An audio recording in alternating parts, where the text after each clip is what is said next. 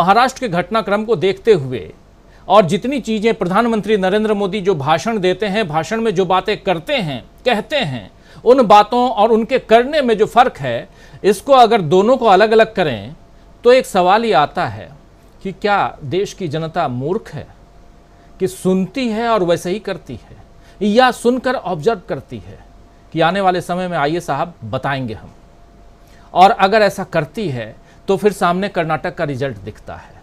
लेकिन आने वाले समय में आगे के चुनाव में भी वैसा ही होगा क्या? ज़रा आना चाहता हूं विजय शंकर सिंह जी आपके पास, आपसे समझना चाहता हूं, क्या सचमुच जो प्रधानमंत्री नरेंद्र मोदी अभी 27 तारीख को सीना ठोक के कह रहे थे कि 70,000 करोड़ रुपए के घोटालेबाजों की पार्टी है एनसीपी, सबको ठिकाने लगाऊंगा, और ऐसे ही तमाम दलों की बात कर रहे थे। अमित शाह साहब कह रहे थे 21 दलों के नेता एकजुट होकर के 21 लाख हजार करोड़ रुपए के घोटाले कर लिए, और उसके बाद राहुल बाबा को प्रधानमंत्री बनाना चाहते हैं। और इन्हीं घोटालेबाजों में से, सो कॉल्ड घोटालेबाज, उन्हीं घोटालेबाजों में से किसी एक पार्टी को चुन के लाते हैं और अपनी पार्टी के साथ में सरकार बना लेते हैं। तो क्या मानेगी जनता? और क्या सचमुच जनता जो है वो वही सुन रही है? आंख पे बिल्कुल पट्टी बंध गई है, उसको कुछ नहीं दिखाई दे रहा है, वो उस अफीम के नशे में है जहां सब कुछ वैसे ही दिखाया जा रहा है, जैसा बताया जा रहा है, जैसा मंच से कहा जा रहा है, बोला जा रहा है। एक ही मतलब इतिहास, ये जो राजनीति है, मोदी शाह की राजनीति, बीजेपी की राजनीति, क्या उसे धर्म के रूप में मानने लगी है यहाँ की जनता, या कुछ और है? जरा आपसे समझना चाहता हूं। जी राजू जी, जनता का जो मोहभंग होता है उसे नापने का पैमाना या तो आप कोई सर्वे करें या मीडिया हाउस कोई सर्वे करें, या आप जनता के बीच जाएं या उनका रिस्पांस देखें। तो जनता का जो मोहभंग हो रहा है उसका सीधा सीधा रिस्पांस राहुल गांधी की रैलियों में दिख रहा है, जो भारत जोड़ो यात्रा में दिखा, उसके बाद तेलंगाना की रैली में दिखा, मणिपुर में गए वहां दिखा। आप इससे गोदी मीडिया से न आके उसे किनारे कर दीजिए। ये मान के चलिए कि वो मीडिया जो है नरेंद्र मोदी प्रधानमंत्री या बीजेपी, अमित शाह, जो भी कह लीजिए, उनका मीडिया है, जो उनका प्रचार तंत्र है। मैं उन्हें मीडिया नहीं मानता, मैं उनकी पीआर टीम मानता हूं। तो उनकी बात पर आप ले जाइए, उनको अलग कर दिया। लेकिन जिस तरीके से तेलंगाना में भीड़ हुई, जिस तरीके से भारत जोड़ो यात्रा में भीड़ हुई, जिस तरीके से मणिपुर यात्रा की सराहना हुई, जिस तरीके से न्यूयॉर्क में 4,000-5,000 जो बड़ी बड़ी मीटिंग्स हुई, प्रेस कॉन्फ्रेंस हुई, स्टैनफोर्ड यूनिवर्सिटी में व्याख्यान हुआ, और वहां पर नरेंद्र मोदी के इन मामलों में कि देश में लोकतंत्र की हालत खराब है, अल्पसंख्यकों का उत्पीड़न है, इन सब को लेकर वहां जो सिविल सोसाइटी में जिस तरह से जागरूकता देखी गई, और 9 साल के बाद एक प्रेस कॉन्फ्रेंस के एक सवाल की जो बौखलाहट दिखी, उससे साफ साफ पता है कि वे बिल्कुल बौखलाए हुए हैं और खप्तुल हवास है। अब वो करें तो करें क्या? उनके सामने और कोई विकल्प नहीं है कि वो बार बार यही दुष्प्रचार करें कि राहुल गांधी की वजह से हो रहा है, और राहुल गांधी की वजह से देश की हालत खराब है। 9 साल से आप देश शासन चला रहे हो, और राहुल गांधी की वजह से क्यों हो रहा?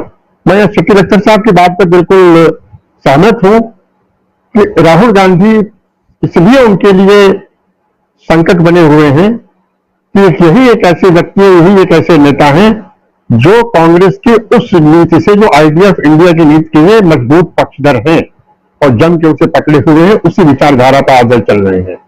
और नेहरू को लेकर भारतीय जनता पार्टी या आरएसएस या इन लोगों की खुन्नस आज की नहीं है।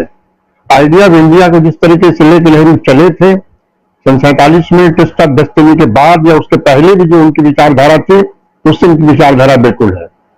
सवाल यह है कि 17 साल के लंबे प्रधानमंत्रित्व काल में देश की जो स्थिति रही, जो तरक्की हुई, उसे वो भी जानते हैं, और नेहरू के इस आइडियोलॉजी के खिलाफ वो खुल के नहीं आ सकते हैं। गांधी के खिलाफ तो आ ही नहीं सकते हैं, क्योंकि उससे उनकी भी मजबूरी है, वो भी जानते हैं। ऐसी स्थिति में उनका सारा गुस्सा राहुल गांधी के प्रति है। राहुल गांधी ने इस लड़ाई को सत्ता पाने की लड़ाई नहीं, बल्कि एक वैचारिक लड़ाई के रूप में आगे कर दिया है। एक तरफ आरएसएस बीजेपी की वो विचारधारा है जिसकी कोई आर्थिक आइडियोलॉजी नहीं है, कोई आर्थिक सोच नहीं है। जो का आर्थिक सोच अगर आप मान लीजिए तो यही मान लीजिए वो पूंजीवादी विचारधारा या क्रोन कैपिटलिस्ट विचारधारा है, जिसका कोई मतलब नहीं है। दूसरी तरफ समाज की जो उनकी आइडियोलॉजी है वो विभाजनकारी आइडियोलॉजी, वो दुराष्ट्रवाद की आइडियोलॉजी है। तो सावरकर का हिंदू राष्ट्रवाद था और जिन्ना का मुस्लिम राष्ट्रवाद था, इन दोनों को मिला के जो है अभी आज भी वो सन 37 के वही से चिपके हुए हैं कि धर्म ही राष्ट्र होता है, जबकि सन 37 के बाद से कई बार ये थियरी नष्ट हो गई और इसका कोई लेना देना बात नहीं रहा है, लेकिन फिर भी उससे निकल नहीं पा रहे हैं। तो जब वैचारिकता के आधार पर लड़ाई लड़ी जाएगी तो वो हमेशा कमजोर पड़ेंगे, क्योंकि वैचारिकता के रूप में उनके पास कुछ भी नहीं है। अब आते हैं महाराष्ट्र पे। अजीत पवार कब जाएंगे कब नहीं जाएंगे, इसको लेकर बहुत दिन से चर्चा चल रही थी। अब बहुत ज्यादा तो मुझे इसके बारे में जानकारी नहीं है, लेकिन प्रशांत टंडन जी की एक बात से मैं जरूर सहमत हूं कि जो राज्य की पार्टियां होती हैं, तो क्षेत्रीय दल होते हैं, वो सत्ता के बिना नहीं रह सकती, वो सत्ता उनको चाहिए। तो सत्ता उन्हें मिल जाती है, वो किसी वैचारिक आधार पर नहीं बनती है, वो नेता के आधार पर बनती है। जैसे एनसीपी को अगर आप मोटे मोटे तौर पर वैचारिक आधार पर देखिए तो पूरी तरह से कांग्रेस है। अगर वो कांग्रेस से फिर दो पार्टी क्यों है? लेकिन इसलिए दो पार्टी है कि शरद पवार इस पार्टी के नेता हैं, तो उनके साथ वो जुड़ी हुई पार्टी है। तो ऐसी स्थिति में वो विपक्ष में रहने के लिए वो धैर्य चाहिए, अपनी विचारधारा से जुटे रहने के लिए वो संकल्प चाहिए और जो संघर्ष की क्षमता चाहिए उसका अभाव उनमें होता है। ये एक सही बात है। आगे क्या होगा, बाकी खबर तो जो अखबार से या मीडिया से जो पता चल रही है उसके अनुसार यही है कि शरद पवार घूमेंगे और शायद उन्होंने घूमना शुरू भी कर दिया है। और अब ये जो खबर आ रही है कि बिहार में इसका असर दिखेगा, तो ये इस तरह की खबरें फैलाई जाएंगी और असर इसका दिख भी सकता है। लेकिन मैं इस बारे में उसे यही कहना चाहूंगा अपने कांग्रेस के मित्रों से कि वो अपने उस लक्ष्य पर बिल्कुल अडिग होकर बढ़ते चलें और समय उनका है।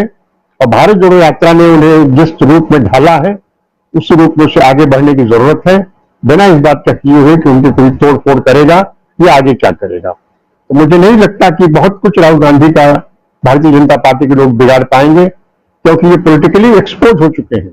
जनता के बीच भी आप बात करें तो उनको लगता है कि 27 तारीख को आप कहते हैं कि मोदी गारंटी देता है हम किसी को छोड़ेंगे नहीं, और 4 दिन बाद जिसको जिसको आपने नाम लिया है उसको आप मंत्री बना देते हैं।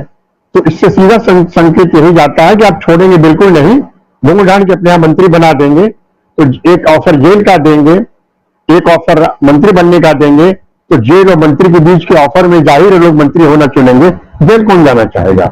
तो मैं समझता हूं जनता के बीच की बात अब लगभग साफ होती जा रही है कि भारतीय जनता पार्टी करप्शन के मुद्दे पे कितना भी कुछ कहे, लेकिन इसका कोई उद्देश्य नहीं है, सिवाय इसके यही उद्देश्य है ईडी सीबीआई आईटी से डराकर अपनी संख्या बढ़ाना, अपने विधायकों की संख्या बढ़ाना।